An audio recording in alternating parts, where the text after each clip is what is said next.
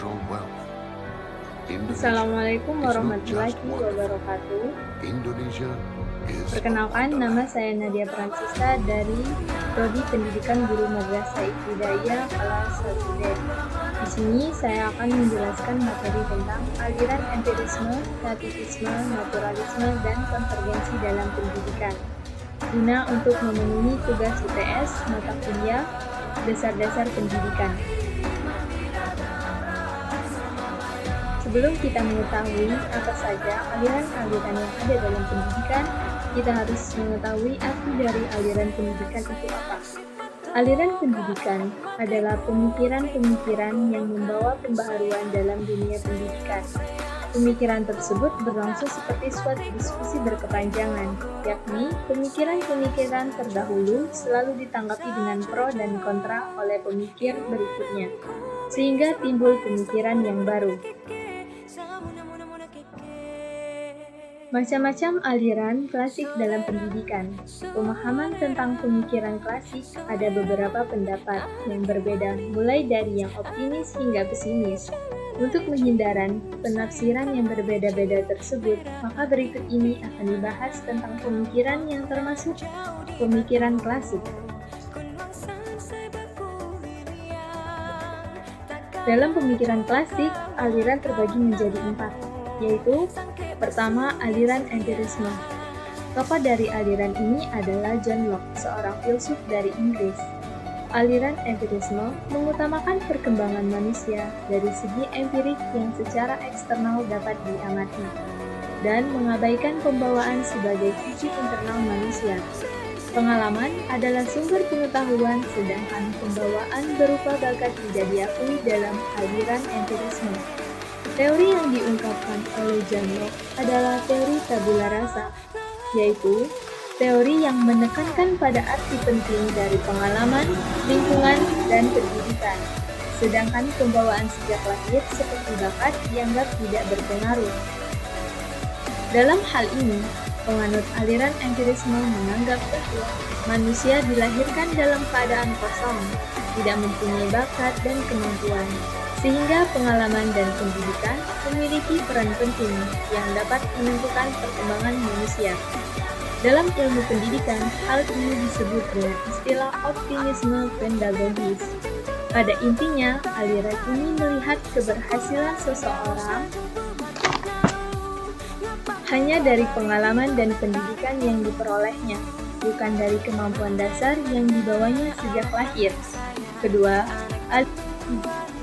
Yang kedua, aliran nativisme. Pelopor aliran ini yaitu Arthur C. Schopenhauer, seorang filsuf dari Jerman. Menurut aliran ini, perkembangan manusia merupakan produk dari pembawaan sejak lahir berupa bakat.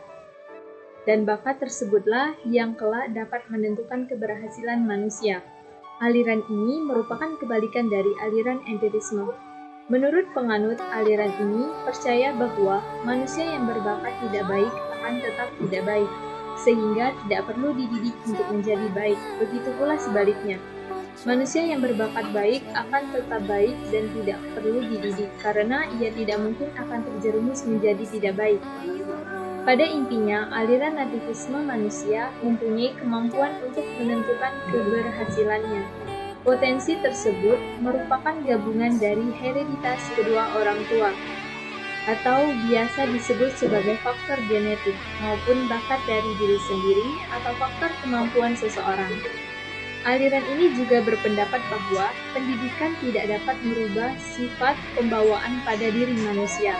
Dalam hal ini disebut juga sebagai psikisme pedagogis. Yang ketiga, aliran naturalisme.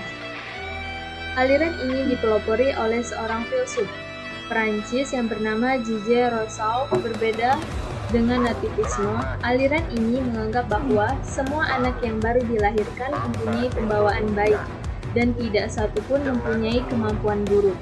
Anak menjadi rusak atau tidak baik karena campur tangan manusia dan lingkungannya yang tidak baik. Oleh karena itu, sebagai pendidik, Rousseau menerapkan pendidikan alam, yang mempunyai arti seorang anak hendaklah dibiarkan tumbuh dan berkembang sendiri menurut alam dan manusia dilarang ikut campur. Pada intinya, Menurut aliran ini, semua anak yang lahir ke dunia ini mempunyai pembawaan baik dan juga dalam mendidik anak, hendaklah dikembalikan pada alam agar pembawaan yang baik tersebut tidak dirusak oleh manusia. Yang keempat, aliran konvergensi. Tokoh dari aliran ini bernama William Stott. Aliran konvergensi merupakan gabungan dari aliran empirisme dengan aliran nativisme.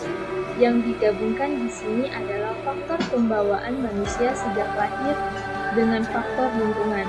Menurut aliran ini, bakat pembawaan dan lingkungan atau pengalaman yang akan menentukan pembentukan pribadi manusia. Lalu, pendidikan dijadikan sebagai penolong kepada anak untuk mengembangkan potensinya. Yang membatasi hasil pendidikan dari seorang anak adalah pembawaan dan lingkungannya. Dari ketiga aliran sebelumnya, aliran ini lebih realistis sehingga lebih banyak diikuti oleh pakar pendidikan dan oleh seorang pendidik.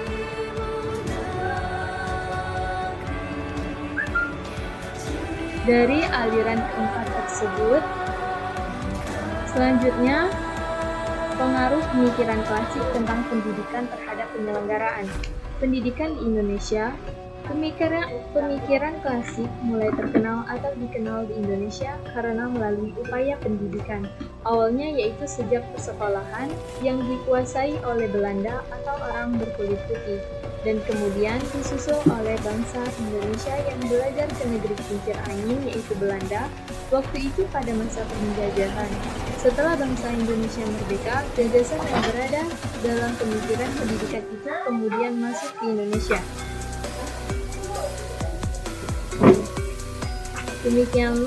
Demikianlah penjelasan dari materi saya. Saya akhiri, wabillahi taufiq wal hidayah. Wassalamualaikum warahmatullahi wabarakatuh.